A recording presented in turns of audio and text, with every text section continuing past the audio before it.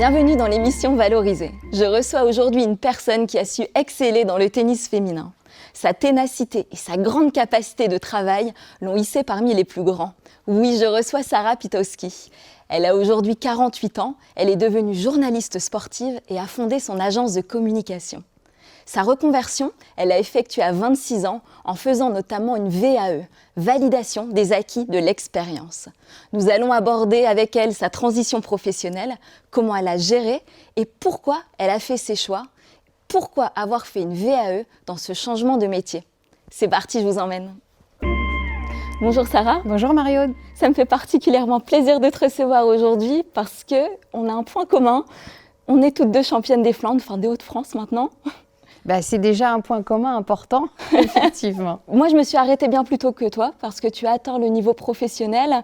Tu as participé aux plus grands tournois, Wimbledon, Roland-Garros, la Fed Cup, et tu as atteint ton meilleur niveau dans les années 90, 27e mondiale et 6e joueuse française.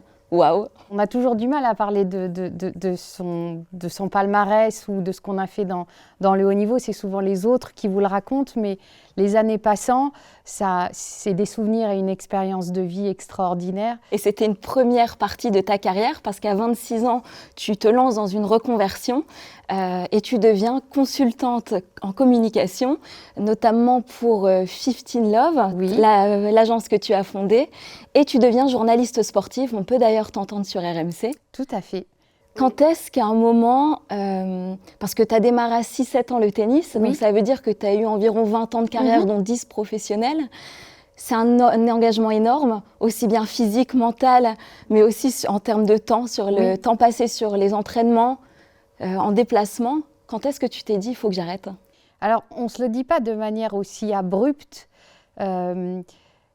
C'est peut-être une petite musique qui commence à vous rentrer dans la tête, loin de mon ancrage, parce qu'on voyage, alors sur 52 semaines, on en voyage bien 35. Ah, 35 où vous n'êtes pas dans votre quotidien. Et les liens qu'on pouvait créer avec la distance, ils n'existaient pas. Et ça m'a énormément pesé. En tout cas, c'est ce qui était lourd. Puis j'avais peut-être une curiosité pour la vie, de rentrer dans la vie active. Je voulais voir comment c'était les autres, en fait. Ouais. Voilà.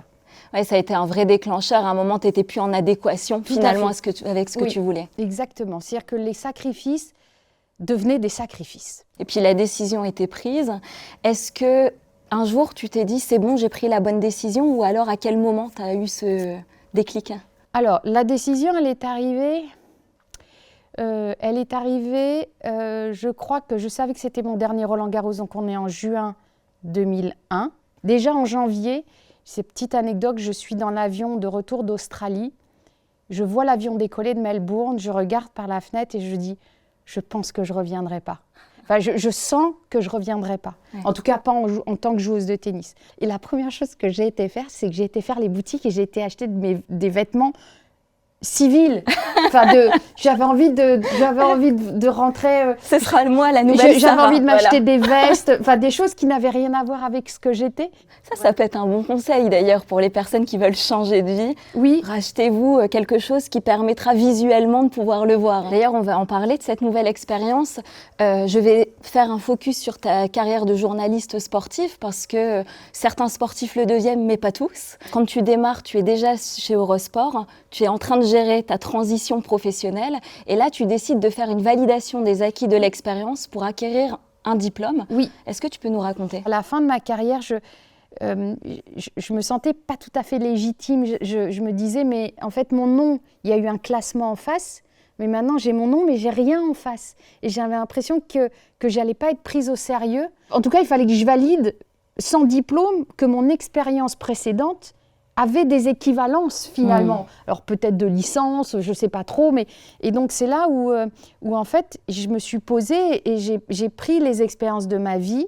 Alors il y avait ma vie de sportive, il y avait finalement, j'étais un peu chef d'entreprise puisque je gérais mon entraîneur, je gérais mes finances. J'avais été présidente de l'association du tennis féminin, l'association des joueuses de tennis professionnelles, présidente. Donc en fait j'ai pris chaque chose que j'ai faite et on m'a aidée à les transformer en en équivalence. Et donc, en présentant ce dossier, j'ai pu rentrer donc, en deuxième année de ce master et donc c'était donc 6 mois de cours et 6 mois de stage. Ouais. Mais comme à l'époque, je venais de rentrer sur RMC et j'étais co-animatrice de mon émission, en fait, c'était mon stage en réalité. C'est ça. Enfin, je faisais mon stage en même temps, mais je structurais ma pensée et ils m'ont aidé à structurer tout ce que j'avais appris tout au long de ma carrière, que j'avais développé, qui pour moi finalement était naturel, mais il y avait une transposition. C'est-à-dire quand on parlait de cours de comptabilité, ça ne fait pas rêver. Mais en fait, la compta, je savais ce que c'était, puisque je gérais mes dépenses, mes budgets. Donc, quand on parlait de communication, tout ce qu'ils me disaient, je dis, mais en fait, je l'ai fait. Mais j'étais l'acteur principal de ces actions-là. Donc, tu es sur Eurosport. Tu fais une validation des acquis de l'expérience pour justement pouvoir accéder à ton master. Oui. En même temps, tu es enceinte et tu gères ta vie quotidienne. Bon, Oui. Comment tu arrives à gérer tout ça? Un peu hyperactif. Ouais. Et je pense que, a posteriori, je pense que le fait que ça soit très, très, très rempli m'a évité de penser à ce que j'ai pris la bonne décision. Et en fait, la VAE a été un déclencheur de se dire, finalement, je vais pouvoir intégrer assez rapidement un niveau d'études qui va me permettre derrière de rentrer dans la vie active. Si j'avais recommencé par le bac, ça n'avait pas de sens. Et donc, vraiment, la VAE a été la mécanique et l'outil qui m'a permis de me dire, tiens, j'ai envie de faire des études après ma carrière de sportive. Mais sinon, je ne sais pas si j'aurais eu le courage de repartir et de recommencer peut-être le bac plus bac plus 3. Enfin, c'était pas envisageable. Donc, je pense que c'était l'outil parfait. Et j'ai une photo de toi quand tu es au moment de la Fed Cup. C'était, tu m'avais dit, France-Belgique à ce moment-là. On voit cette photo où tu es avec Yannick Noah. Oui. Qu'est-ce que tu dirais à la Sarah de cette époque? Respire. Parce qu'en fait, je ne savais pas respirer. J'étais en apnée tout le temps. J'étais toujours sur les nerfs, toujours en ultra tension. Et en fait, je pense que je ne savais pas, à l'époque, profiter du moment. Puis je pense que quand on respire, on oxygène son cerveau. Et quand on oxygène son cerveau, on ouvre un tout petit peu plus ses chakras. Et on vit pleinement l'instant présent. Exactement. Et j'ai eu beaucoup de mal à le faire quand j'étais joueuse de tennis. Ouais. Voilà. Merci Sarah. Je vais terminer par un petit jeu pour toi qu'on a préparé.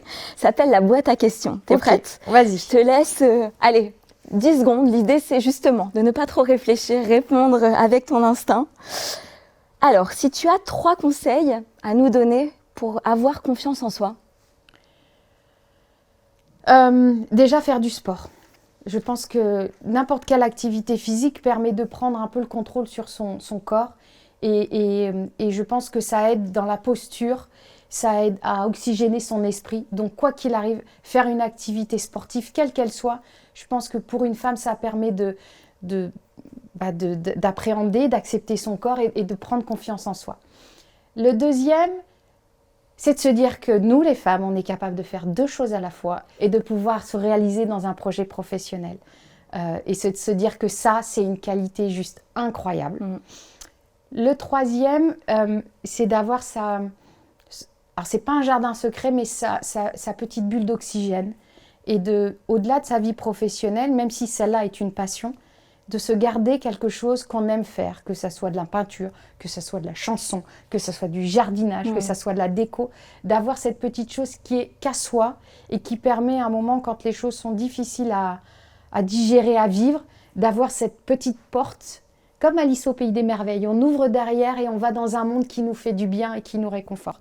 Et dernière question, si une personne est en train d'hésiter à faire une VAE, qu'est-ce que tu lui dis? Ça ne te coûte rien de le faire et tu ne peux avoir que des belles surprises. Merci beaucoup Sarah pour cet échange, c'était vraiment un très bon moment pour moi. Merci beaucoup Marie-Aude pour cette invitation. Ça faisait longtemps que je n'avais pas reparlé de ma VAE et ça a fait remonter des souvenirs. Merci beaucoup pour l'invitation. Si ça te va, on fait un petit selfie? Allez. Ouais. Vous l'avez compris, la VAE, c'est le parcours pour se valoriser, valoriser son potentiel et transformer ses expériences en diplôme. Si vous aussi vous avez envie de faire une VAE, rendez-vous sur le site Mon Avenir Pro. J'espère que cela vous permettra d'avoir la carrière de vos rêves. Valoriser, c'est l'émission pour se valoriser et valoriser ses expériences. Si vous avez envie de partager votre parcours VAE, contactez-nous. Je serai ravie de vous recevoir.